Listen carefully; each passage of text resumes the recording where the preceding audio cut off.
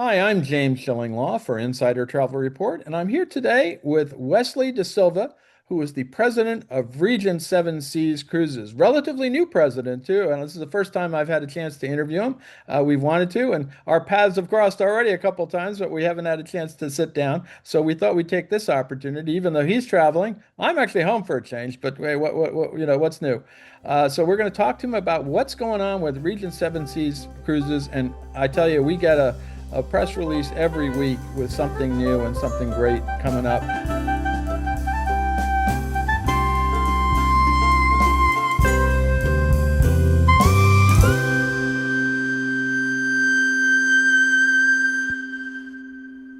Wesley, first of all, great to see you. James, thank you for having me again. Our paths have crossed, even though we haven't officially met. So, looking forward to this. Yeah, well, I know we'll see each other soon, but it's nice to see you there. I know you're in Barcelona for a meeting right now, and I'm back home. The big news, of course, is you have a new ship coming out later this year, Seven Seas Prestige. And can you talk a little bit about the impact this ship will make on the market and your cruise line? What's new and different about this ship? Absolutely. As you mentioned, Seven Seas Prestige, she's not just our new ship, she's our first in class ship. So, she really is kind of going to raise the bar in ultra luxury cruising. So, I'm sure you're familiar with our Explorer class ships. So, Right, Explorer, Splendor, and Grandeur. right. So, when you compare Seven Seas Prestige to those ships, she's 40% larger, but she's only going to carry 10% more gas. So this is where we're really leaning into this. So when we look at the trends in luxury travel, now granted, it spans a number of demographics, psychographics, but the two common traits that we see amongst all luxury travelers is they're looking for more space and they're looking for more personalization.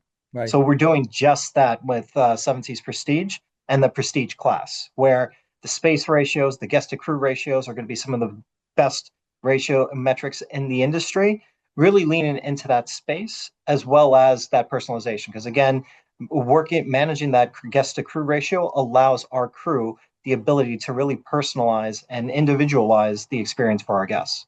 And in fact, the existing ships have incredible space already, and so this is you're going to have even more space.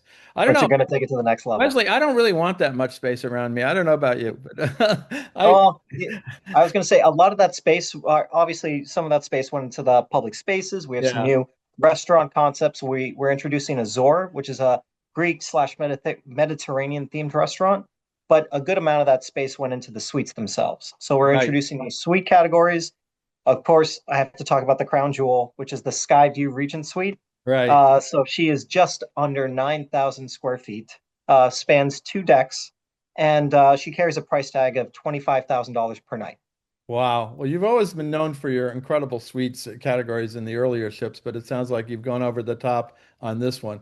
And I'm all for increasing the number of restaurants. It's even though you have tremendous number of restaurants already, so I'm all for doing that. But so I guess it doesn't bother me that much to have more space. But but let's talk a little bit about this. This is going to be the first of several new ships launched by Regent. How many ships do you have coming out? I think you have about three more, right? That's right. So Prestige is the first of four. And so while she comes at the end of this year, she's really a 2027 ship when you think about it. And then we're going to take delivery of a ship every 3 years after that. So her sister Wow. ships come 2030, 33, and 36. It's very measured, methodical growth when it comes to our new build program. Well, do you feel like you had to keep up with your sister Oceania because they're also building some new ships there too, right? That they are. I think between the two brands, we have nine ships on order over the next 10 years. That's pretty So interesting, and all in the luxury space, although different levels of luxury, if you will. yeah, absolutely. And again, it just kind of speaks to the overall growth strategy between or at the NCLH group. Now, let's talk a little bit about you're new to the job. Talk a little bit about your background and what led you to this job as president of Regent. So I am new to the job. So the announcement officially went out March 2nd. Okay, So, a little over 2 months on the job, but I've been with Regent for over 16 years. right. So I started back in 2010. My background's mainly in finance and revenue management. I'm kind of known as kind of the numbers guy. Okay, And I would say over the last couple of years, I moved into the chief commercial officer role, okay. where that one I was in charge of revenue management, sales, and marketing. and that kind of gave me a larger appreciation on the business more holistically. So, Yeah. one of the things that I used to say when I first moved into the role was, in this industry, there's a little bit of art and science. Felt like, I had a good handle on the science portion, whether it's the finance or the revenue management, and getting more involved in the marketing and the sales gave me that appreciation for the art. Well, you got it. Now you're the guy. You're the representative of Regent, and it's always good to have a face to a brand. And so, congratulations on that. Now, what mission have you been given by Jason Montague, who's your chief luxury officer, and obviously the Norwegian Cruise Line Holdings board? When it comes to that, I think it is that one, Jason's been a mentor of mine for since I started my career. So Right. he's really helped mold my perception and understanding of the industry. And then as I moved into this, again, I've been with the brand for so long, so I've been kind of integral in the strategy that we have in place. So I think really it is kind of just ensuring that Regent continues to set the bar in ultra luxury cruising. We do have the prestige class that we're taking delivery of over the next 10 years. Right. So it's really ensuring that we're operating on all cylinders, maintaining the strategy that we have in place, where we're continuing to elevate the overall brand, but we also want to stay true to our roots and Right. remembering where we came from. No, absolutely. And you've done a marvelous job over the time you've been there to really build up that brand. And I've been watching Regent and its predecessor. I still remember the days when it was called Radisson Seven Seas. So there you go. That's how old I am. Then we got the Regent name, and it took off after that. And now you're at a whole nother level with all these new ships coming in. So congratulations on that. Thank you. I couldn't be more excited about that. Now, this week, actually, and we're actually speaking before it's released, but by the time this video gets out, you're actually releasing I think, 194 all-inclusive luxury sailings for the 2028-29 season. Where are you going in the future that you maybe didn't visit before, new maiden ports of call? And you also have, obviously, your three grand voyages, and of course, everybody has these 100, and you have some of the best 150 night world cruise, right? Yes. So we've already launched our World Cruise as well as our Grand Voyages, and then the full new season launch is going to be at the end of this month in May. Right. So when I look at that, obviously those Grand Voyages, the World Cruise, those tend to be those kind of attention headline grabbers. Just those itineraries are incredible. Obviously, spending that much time, you really get to explore the world and really get to um, see everything that there is to see in this world. I want to say, especially with that world cruise. So the demand for the world cruise, the demand for grand voyages is always really strong. But also, we know that not everyone can take 101 nights on a cruise. So when it comes to that new season launch, and we look at all the itineraries that we're launching, I mean, there's something for everyone. So we talked about Seven Seas Prestige. So this is going to be her second season. So she's going to move into Northern Europe during the summer months, and Mhm. then she is going to um, do Canada, New England during fall foliage. So that's always a really popular itinerary during those that September, October time period. So introducing our newest ship to a really hot market, I think, is going to be really well received. When I just look at across the board, obviously, it continually surprises me, but I guess it doesn't surprise me. Every year we see such strong demand for those round trip Tokyo sailings, those really immersive round Japanese intensive sailings. Yeah. And so I think we have six of those in the new launch, but those always perform incredibly well. There's such a demand there, and I will tell you, I was asked what's on my bucket list. Right. That cruise is on my bucket list. Doing the round trip Tokyo during cherry blossom season at the end of Oh, March, early absolutely. April. I couldn't agree with you more. I have never done that either, and it is one of those cruises on my bucket list, and I'm looking to do it. I have unfortunately not done a lot of Japan. I just did a little Korea for the first time, but Japan is definitely on my bucket. I've only been there a few days at a time, but I can understand why you would you want to be on that ship when it goes. You got to do one of those presidential visits on the ship during that time, right? Make it your I president's cruise. absolutely should schedule a President's Cruise on one of those. I think that's final. I'll come too. I'm just raising my hand, but this is Oh, but there, and then that could be the next interview on board and in person. that would be fantastic. So you got all these plans, all these different for the 2028 29 season. Then you're going to be getting another ship before you know it. So you'll even have more options, right? Absolutely. So again, our prestigious sister ship comes in 2030, so we're not ready to launch the Itinerary just yet, but believe me, we're well underway in the plans. And then when we do look at, one thing I forgot to mention when I think of the itineraries was our winter med. So Seven Seas Voyager Oh, will be doing winter med. That's something that we've just seen a growing demand, a growing trend, yeah. where obviously historically you saw really strong demand for Mediterranean itineraries during the summer months. But what we've seen more recently is that guests are willing to travel during those what we would refer to as off peak during the winter season when the temperatures are a little bit more mild as well as their smaller crowds. So really allowing the travelers to really get a better or get I don't want to say a better experience, but get a different experience in No, those ports. it's really it's a trend that's really been in the last 2 3 years it really has been people never thought about the Med in winter and now boy it's an option. It's also a quieter time of the year to travel in these areas. You're not over it can get a little crowded and but with in your case with smaller ships it's not going to be as impactful. But I think for the winter you can go there and it's still wonderful. It's still Europe and it's still some great destinations. So I can understand why you're going into that really a lot more, increasingly more. Yeah, and again, you're echoing the sentiment that we're seeing kind of across the luxury travelers in general. Well, it's let's talk a little bit about something that you were Regent itself was an innovator in putting in more your all-inclusive shore excursion program. And you just announced just a week or two ago about your all-inclusive shore excursions for Seven Seas Prestige. What's new in terms of what you offer in land programs for Prestige, and maybe how have you changed those offerings, if at all? So, we did launch the our shore excursion options for Seven Seas Prestige. I will say that they're not unique to Seven Seas Prestige. However, anytime we're introducing a new ship, we do take the opportunity to kind of think about the overall program Right, and what it is that we're trying to get out of it. So one of the things that we are seeing, again, one of those growing trends is the importance of culinary in the overall vacation experience.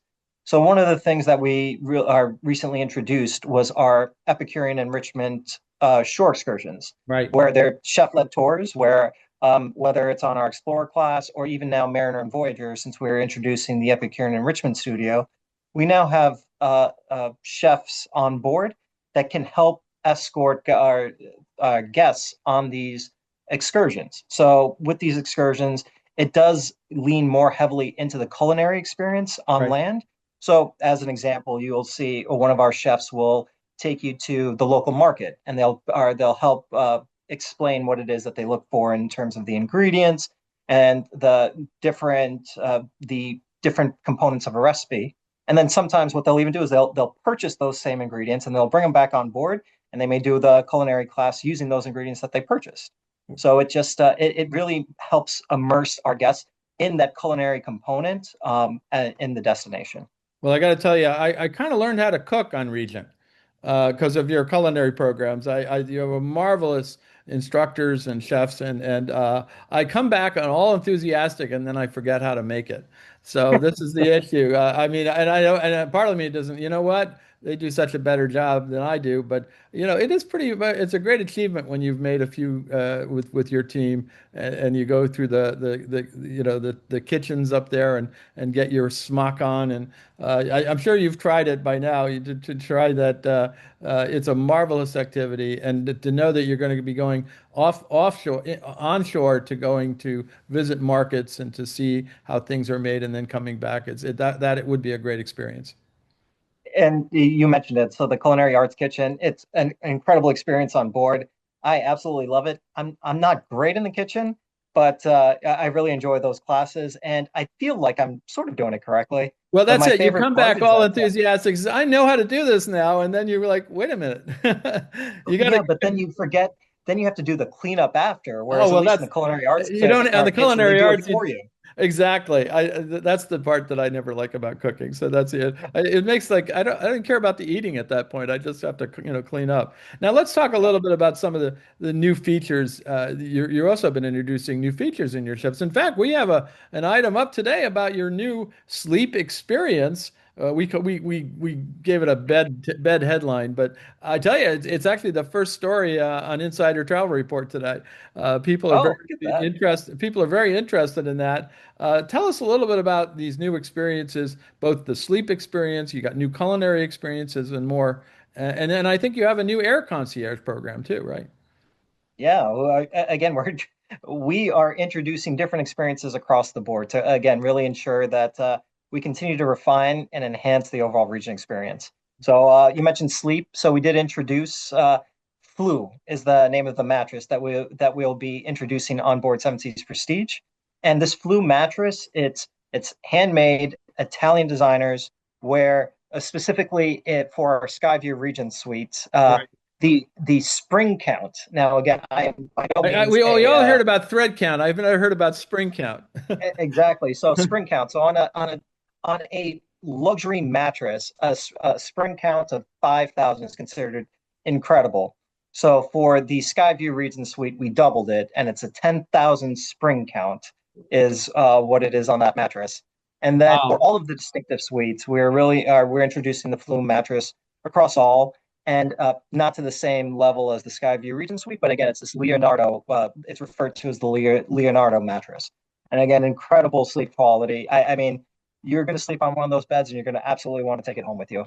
I mean, I do that now when I go on a Regent ship, where absolutely, I don't get a better sleep than on a Regent ship, No, it is absolutely true. even my home mattress. Cruising across the board has really gotten much more sophisticated. And when I've been on a Regent ship, you really sleep well, and that's really important.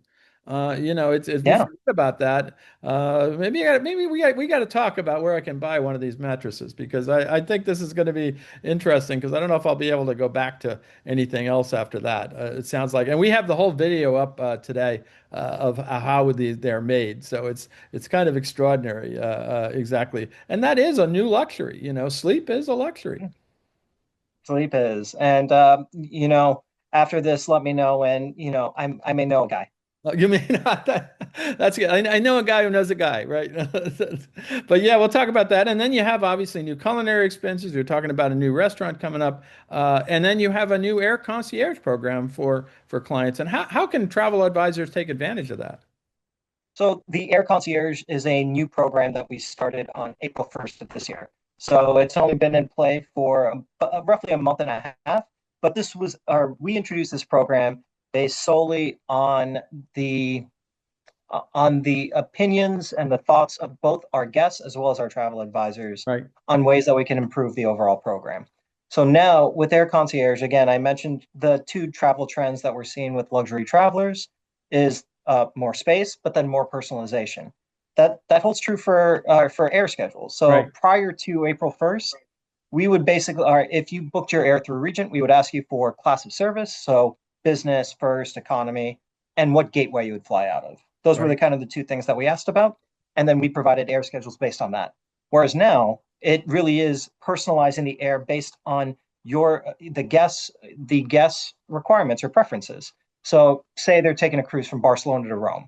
The guest or the travel advisor can call on behalf of the guest and say, my guest wants to fly in 2 days early into Barcelona. right, They don't want to fly out same day out of Rome, so they'd like to fly out the following day. They want to fly business. They prefer nonstop, but they'd be willing to look at one stop depending on that price difference. And their preferred airline is Delta. right, So it really does allow more personalization. Our air concierge agents that's one of the reasons why this only opens at 270 days or 240 days, depending on or the category that's booked, so that we have real air schedules to quote. And so the air agent will go in, they'll look at the market, the real-time pricing that they're seeing, and then they'll quote our 2 to 3 schedules based on those preferences. The travel advisor or the guest can pick it. If they pick it, their schedules are locked in at the price that we're quoting. Or if they choose not to take it, they choose not to take it. But again, it allows for more personalization, and it really removes another friction point when it comes to the overall vacation experience. And that's so important. That is a luxury to be have that ease of booking air. Is there anything else you want to tell our 125,000 Travel Advisor subscribers about Regent Seven Seas today and in the future? Obviously, you got a new ship coming out. You got a lot of new stuff on the ship. That's amazing. Everything you've told me about it, and you got more ships to come. Yeah, I mean, as you mentioned, we have really methodical, measured growth coming through. But in order for Regent to really be able to absorb that capacity the right way, we're not going to be able to do it without growing with our travel advisors. So the travel advisors are so important to it. Again, when you're trying to reach the luxury guests and the luxury travelers, I think a luxury a travel advisor is so important to help them guide them through the overall Yeah. planning process, the vacation process. So it's really key. And I think not only have we invested in our hardware, but we've also invested internally on our trade marketing team and the support that we provide to our travel advisors, whether it's marketing collateral, just some sales tips based on what we've seen work for us that are to help our travel advisors grow their business with Regent. So again, we wouldn't be able to grow effectively if not with not our travel advisors growing side by side with us. Well, Wesley, I want to thank you for taking the time. I know you're busy with meetings here, and you got more conferences coming up, I'm sure. I hope to see you in August at Virtuoso, if not before. But again, thank you for giving us an update on all the things that are going on with Regent Seven Seas. And of course, hopefully you'll include me at the launch of Prestige because we're looking forward to that one. I was down at the Siege Oceania, is going to the be an last incredible ship. Oceania launch, so I'm really looking forward to that, and it's always exciting. James, thank you for the time. I look forward to meeting you in person one day officially. And it was great speaking. And who knows, it might be on Prestige. We'll see what happens. I'm James Shillinglaw, and this is Insider Travel Report.